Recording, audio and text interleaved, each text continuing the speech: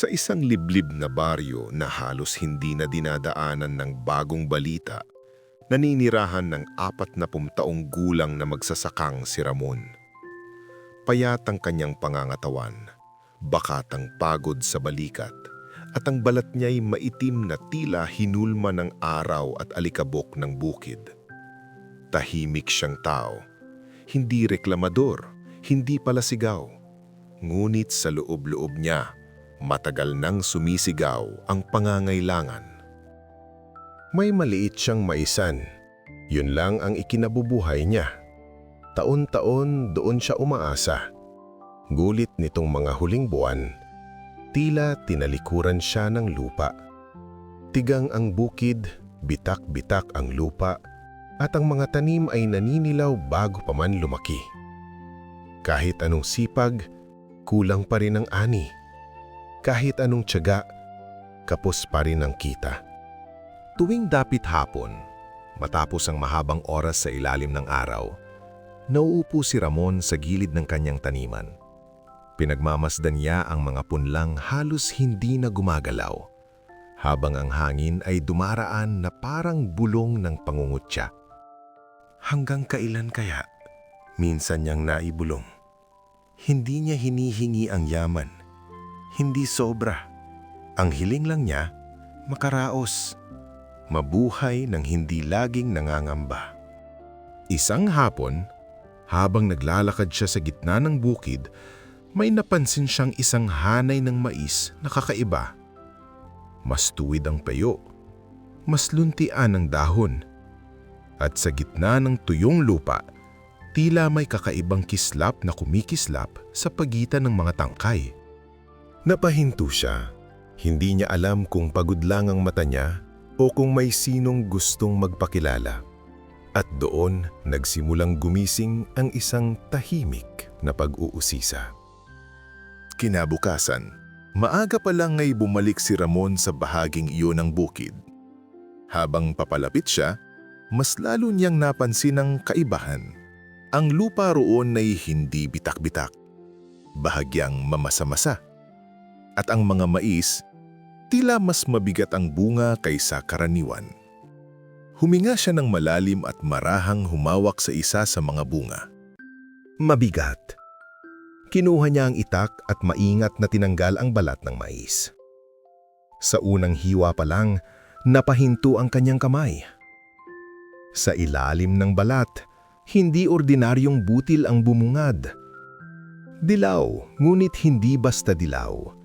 May kinang, may bigat sa liwanag. Para bang hinawakan ng araw ang bawat butil at hindi na binitawan. Napalunok si Ramon. Bumilis ang tibok ng dibdib niya. Tinanggal niya ang balat ng ikalawang mais. Ganon din. Hindi ito panaginip. Hindi rin biro ng mata. Isa-isang mais ang binuksan niya. At sa bawat bukas, lalo lamang lumalalim ang katahimikan sa paligid. Parang ang buong bukid ay huminto. Nakatingin. Naghihintay sa magiging reaksyon niya. Naupo siya sa lupa, hawak ang isang bungkus ng kakaibang ani. Nanginginig ang kamay niya. Hindi sa takot, kundi sa isang damdaming matagal nang hindi niya naramdaman. Hindi agad sinabi ni Ramon kahit kanino ang kanyang natuklasan. Parang may bumubulong sa loob niya na huwag munang magsalita. Na ang mga bagay na biglang dumating ay kailangang pagmasdan bago ipagdiwang. Dinala niya ang mga mais sa kanyang maliit na kubo. Maingat na inilapag sa lumang mesa na may gasgas ng maraming taon ng paghihirap. Sa ilalim ng mahinang ilaw ng gasera, isa-isa niyang tinitigan ang mga butil. Kumikinang ang mga ito. Tila may sariling liwanag, parang may lihim na ayaw agad ibunyag. Ngunit hindi siya natuwa. Hindi siya ngumiti. Walang sigaw ng tagumpay. Walang halakhak ng saya. Sa halip, may bumigat sa kanyang dibdib. Isang bigat na hindi kayang ipaliwanag ng salita. Para bang ang himalang mismo ang unang nagpapaalala na hindi ito basta regalo, kundi isang tanong na kailangang sagutin. Alam niyang ang ganitong biyaya ay may kaakibat na pagsubok. Alam din niyang hindi lahat ng kayamanan ay ibinibigay para ariin. May mga biyayang dumarating upang subukin kung sino ka kapag may hawak ka na ng higit sa sapat. Kinabukasan, sinubukan niyang dalhin ang ilang piraso sa bayan.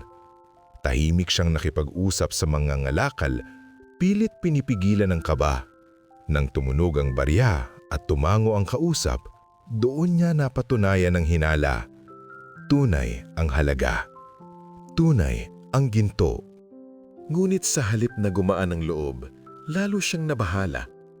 Sa gabing iyon, mag-isa siyang nakaupo sa harap ng kubo.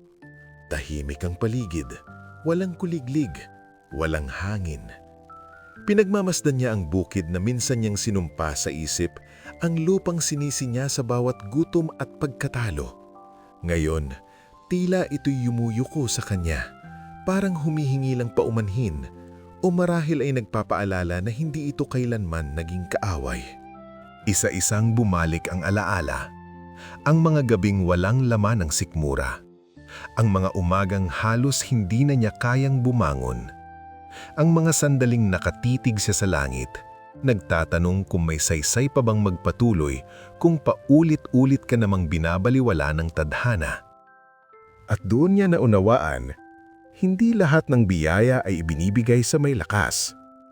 Minsan, ibinibigay ito sa mga hindi sumuko, kahit wala nang natitira, kundi pananalig.